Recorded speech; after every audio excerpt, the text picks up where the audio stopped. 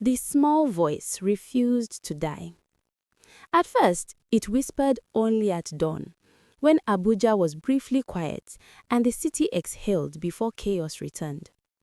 She would lie awake, staring at the ceiling, listening to generators hum and distant sirens cry, and feel a weight on her chest heavier than hunger had ever been.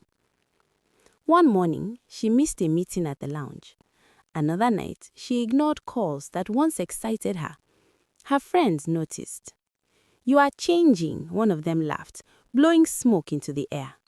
"Be careful, this life doesn't wait for anyone." But she had already begun to see the cracks. A girl she knew disappeared suddenly. No calls, no posts, just silence. Another was arrested during a raid. Another fell sick, money draining faster than it came. The glamour thinned. Fear took its place. One evening, she stood in front of her mirror, dressed for another night out. Makeup flawless, clothes expensive, yet her eyes looked older than her years, tired, empty. She remembered her mother's hands, rough from work, gentle with love. She remembered prayers whispered over firewood meals. She remembered who she was before survival taught her to lie. That night, she did something unexpected. She didn't go out. Instead, she packed a small bag and took the first bus home.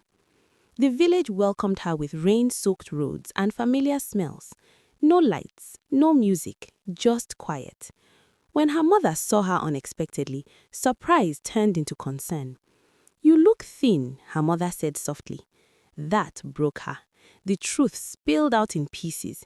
Tears, pauses, shame-filled confessions. Not every detail, but enough. Lies, fear, choices made from desperation. Her mother listened without interruption. When she was done, silence filled the room. Then her mother spoke. "Money can build houses," she said, "but it cannot build peace. And peace is what keeps a person alive." There was no shouting, no curse, only a hug that felt like forgiveness even before it was spoken. She stayed in the village longer than planned. Days turned into weeks. She helped at the market. She slept deeply for the first time in years. The cravings faded. The noise inside her softened. Returning to Abuja was inevitable, but this time it was different. She moved out of the old circle, took small, honest jobs. The pay was low. Pride was bruised. Some people laughed when her lifestyle changed, but she slept.